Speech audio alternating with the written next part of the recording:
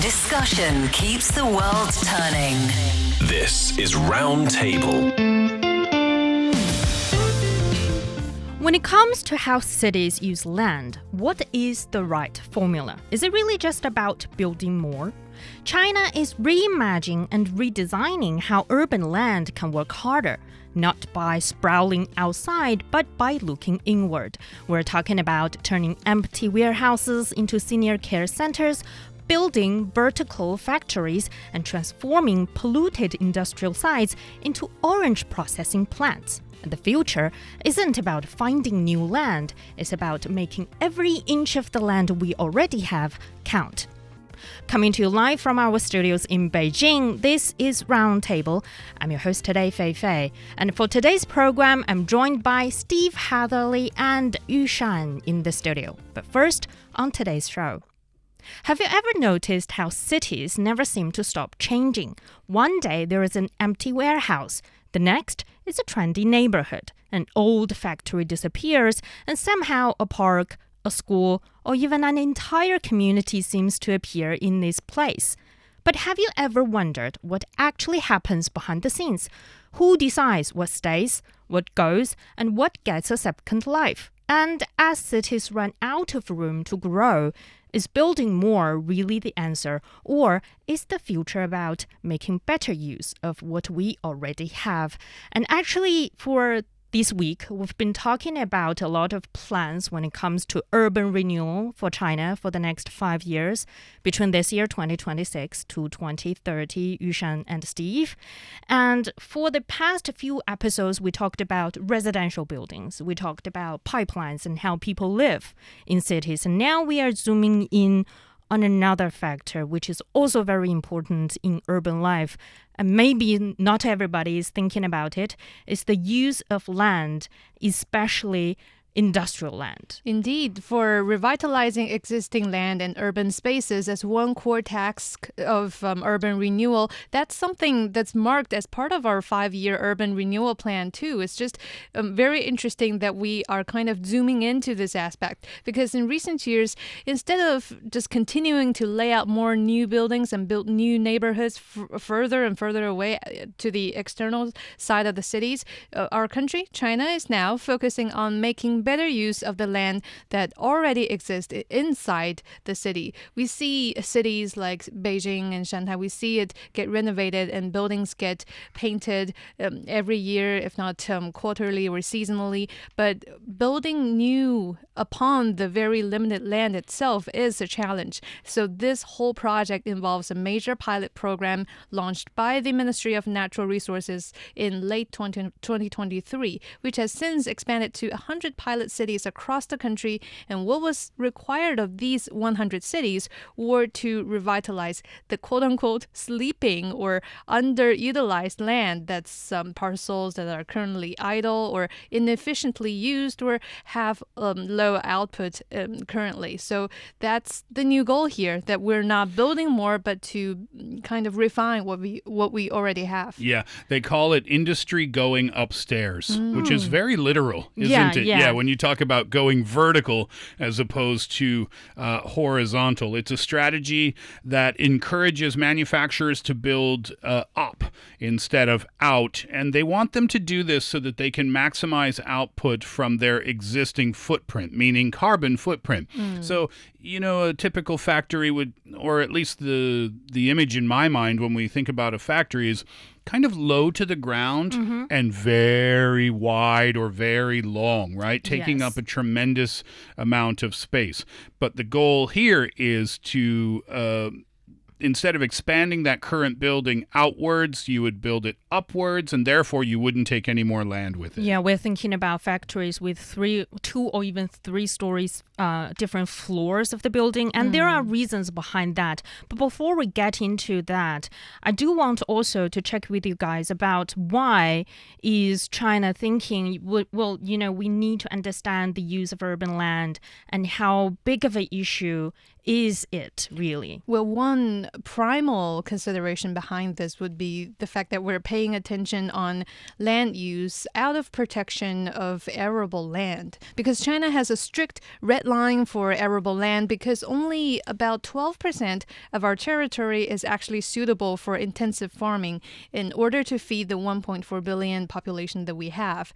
And every time a city expands horizontally into a suburban area, it often eats up vital farmland. So revitalizing urban stockland eases that pressure to convert vital farmland into construction land so that the arable land is better protected.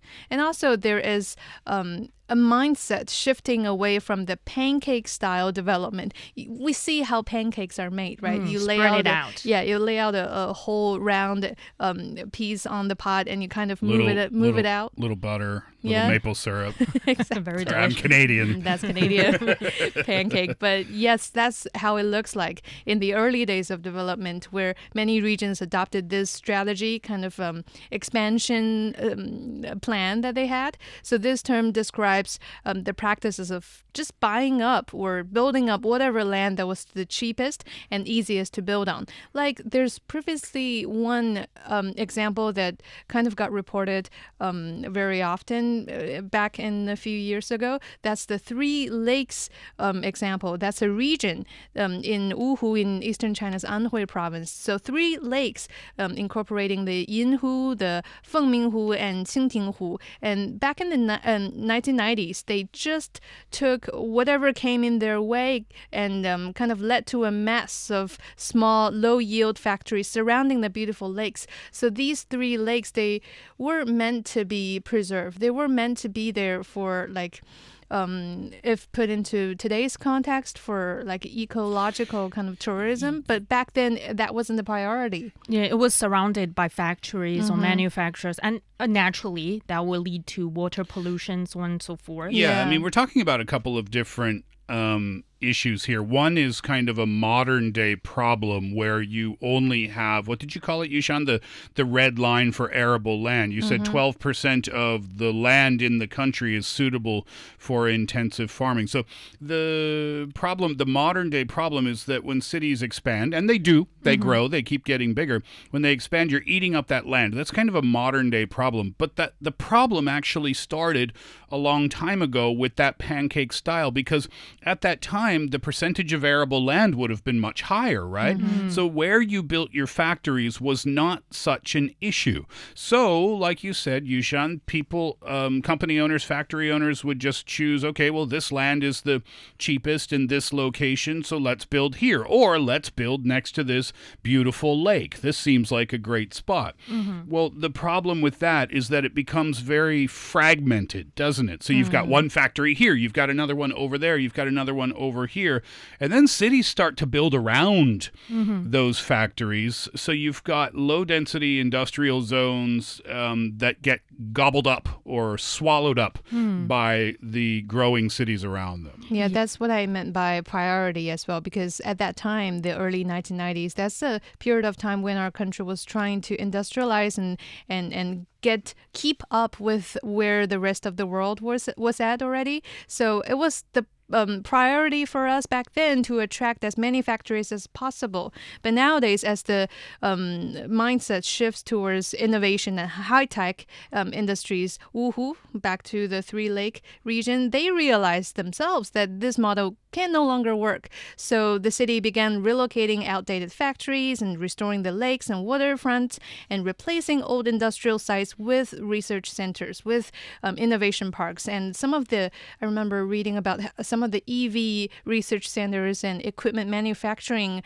centers are now getting to that very location as well. Yeah, and this Three Lake example is also very interesting. I think by the end of their program, they were able to cut the use of industrial land from 20% to 13%. Well, also their output was actually growing. So maybe now what cities are thinking is about, bigger land doesn't necessarily translate into better outcomes. Yeah, not always. And now modern industries, they don't need huge single story or single level warehouses. They need smarter, more integrated spaces. Yeah, and that is also where the Chinese economy is pivoting towards like high-tech, green development and digital infrastructure. And also I think when it comes to thinking about the efficiency of using this land, Shanghai could also be one of the examples that they are thinking really. It's also one of the pilot cities where Yushan launched by the Ministry of Natural Resources, isn't it, Yushan? Yeah, like in the second half of 2023, I think that's when Shanghai actually carried out its first full-scale industrial land survey. So they are trying to map out around just how many square kilometers of their land is used for what. And the outcome is kind of astonishing back then as well. Around 728 square kilometers of industrial land was spreading across nearly 48,500 smaller units. And, well, it sounds like there's a lot to utilize. It sounds like that's a very abundant number for industrial land, but deep down, the problem really lies onto the fact of how those land and units were used. Because, for example, in one place in Jiading, which is called Anting area, the old factory buildings have sat idle for years with only partial and low-intensity use, such as logistics, leasing, and storage utilization. So this kind of underutilized industrial space is fairly common amid that huge space that I was talking about. So the imbalance is also clear at the system level. So the 50 lowest performing industrial parks in the city together occupy about a quarter of all industrial land. That's about 24%. Yet they generate less than 5% of total industrial output, meaning that those land, no matter how big of an amount they might sound like, are being not used left, very efficiently. idle, just like that. And also thinking about a big city like Shanghai, having about a third of industrial land not being very used high efficient, that's basically a waste. Totally. Yeah. It's thinking about the price of the land in that city. And I also want to check with you guys about, a point that Steve covered a little bit before, is about why right now we're pushing industrial going upstairs, meaning they're encouraging manufacturers and factories to build vertically. But in the past, we're thinking about warehouses with only one story, one floor. And why hasn't, manufacturers or factories thinking about, we can build taller buildings and we should build taller buildings, but somehow they choose to build a smaller or flat warehouses. What are the reasons behind this kind of decision? That's a lot of reasons to fill you up with one question, actually. So first of all, there is the heaviness of the equipment. Back then, building a factory requires a lot of heavy machinery just so that the factory can operate. So moving all that to a second floor is on its own a problem. So yeah, that's one. And then there were logistics constraints too. In a single-story factory, for example, the forklifters, they can move raw materials and finished goods directly in and out. But in a multi-story building, that can be hard to move just between floors because, well, you have to move it by elevators for one. And back then, not even every building had elevators. And then, of course, the policy back then were insufficient to be as a support. So there's a term here called floor area ratios, the FAR, which defines how much total building floor space you are allowed to construct compared to the size of the land. And in many places back then, industrial land regulations used to cap FAR at around 1, meaning that you can build, for example, 1,000 square meters of floor space, and that could be one-story building covering the whole site or a two-story building covering half of the site. So you can imagine just how businesses back then will most definitely rush to the first option because that's the easier way out.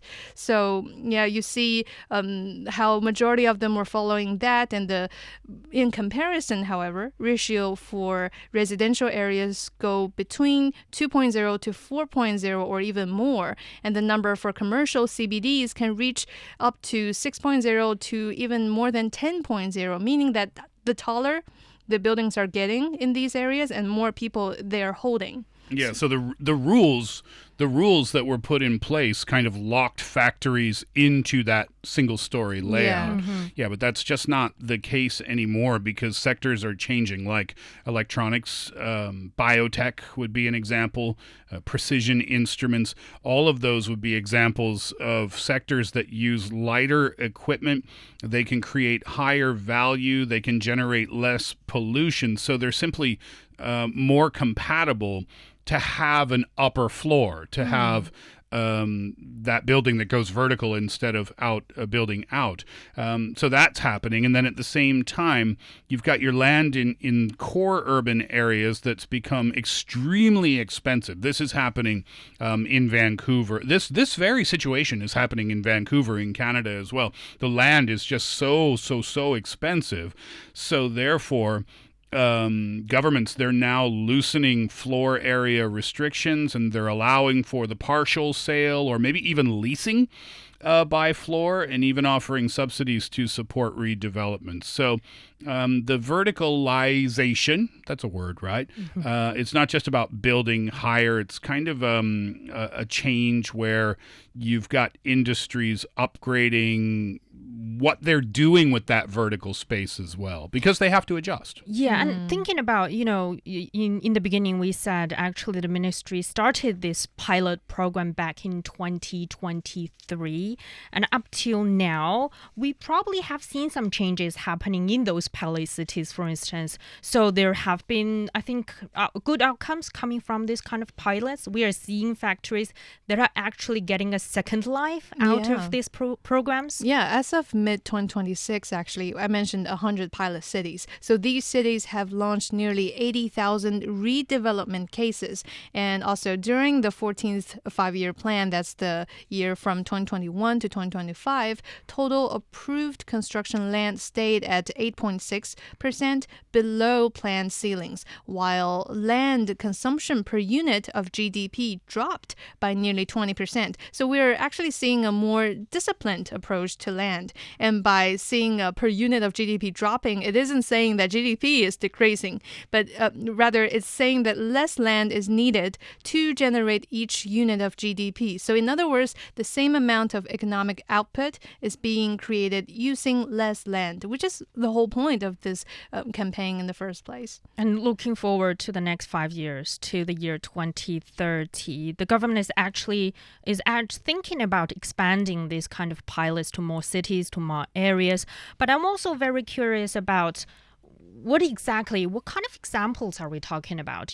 For the past shows, for the last discussions, it's very theoretical, and I guess can be a little distant to everyday life of our audience. So can you guys give us some examples of how they are addressing this inefficient land use? Well, one of the tangible things about the policy is that it's encouraging manufacturers to reinforce upper floors, because when you're asking a manufacturer to go vertical and you're putting heavy equipment on those upper floors, then they need to be able to handle heavy machinery. So this is one of the things that they're working on. And according to this urban renewal plan, they're talking about 14 major engineering actions, including fixing 700 and they're looking at reinforcing floors for strength so that they can support heavier equipment and so that they can continue to build up and up and up. And the reason they need to do that is because safety, obviously, is the very first thing that comes to mind. Yeah, and also depending on how the already existing or the taller buildings are being used, I think that's also one direction that we can look into. For example, these days there's been a move to cope with the aging population as well, which is to turn idle warehouses in residential areas into high-end senior care facilities. So this really helps fill the massive shortage of nursing beds in crowded city centers without having to find new land. And that's really happening. It's taking place in Chongqing's Jiulongpo district, an old logistics warehouse that used to be a gold mine for rent, but as the industrial vibe moved out of the neighborhood, the building went almost totally empty, and these days it's been kind of flipped into a very popular healthcare center locally, which now provides over 230 beds. and professional medical services right in the middle of a mature neighborhood. So you see, small details like that, once noticed, you can fully utilize and open up more potentials for these idle buildings and houses. Yeah, that's a big deal because of cost savings, right? There's no demolition costs. You don't have to pay to tear the building down. That can be very, very expensive. And it also contributes to a huge amount of construction waste. So you don't need to lay down a new foundation or anything like that. Also, retrofitting a new building just takes months, right? Not years in terms of construction. So you save a lot of time there. And also, a lot of times, we talked about it, right? These factories were built first, and then the cities or the neighborhoods were built around them. So you've already got the communities established there. So these buildings, these old rundown or maybe empty buildings that can be refurbished and repurposed, are already in a perfect location. So the idea to just flip them and turn them into something useful for the community is a golden idea. Yeah. And then that also made me think about the Shougang Park. That was also an major industrial hub producing steel in the past, and now it's basically a very, very beautiful Kind park. of a hot place for people to hang out, right? Yeah. Children, there is a lake. Children can go play there. They've been held big events like champion competition games of ping pong games. They've also host major gatherings when it comes to cartoons, when it comes to services and finance. So a lot of things are happening. But that's been a very rosy picture that we are picturing here. But thinking about the complexity of the issue, I think we also need to address the challenges when going forward. If we were talking about expanding to more programs, more cities across the country, what could be some of the challenges that could stand in the way in the future? Well, first of all, there is the paperwork that we need to prepare in order for all of the above that we've mentioned to happen. That's one of the most significant hurdles. That's the patchwork nature of existing land, meaning how to sort out the property rights and fragmented ownership. Because sites, they often feature a mix of state-owned and private and village collective land, and with overlapping rights and dozens of stakeholders. So for example, the Yongkang ceramic factory, the project served as a textbook example in this case. Before redevelopment, the site had 7 different land users. So that's including 1 state-owned enterprise and 5 private firms, plus over 100 small tenants with varying lease lengths and internal disputes. But nowadays, they kind of went through that process and sort everything out. So it might be a long and potentially complex scenario for people to kind of reimagine, but still it's doable. But and also when negotiating with this 100 small tenants and even state-owned enterprises and 5 different firms, they can also come with other costs like high financial costs. Very expensive, millions and millions of dollars. There's an example of a shipyard where the project here in China could only move forward after the local government. They had to step in and resolve over 100 million yuan in unpaid social security and wages for 1,300 former workers. I mean, that's not even related to the construction cost or the refurbishment cost. But those types of things can arise. And then the point that I was going to talk about before was about the zoning laws. And they can be very, very strict because your traditional urban planning rules, they weren't really designed for industry going upstairs.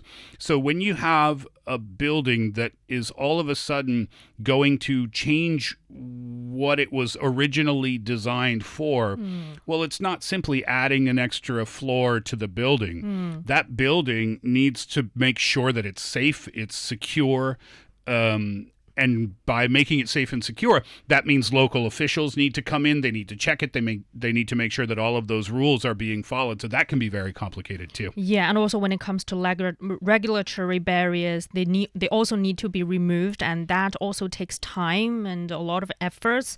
And also when it comes to, for instance, encouraging private sectors getting involved in this kind of projects is another story.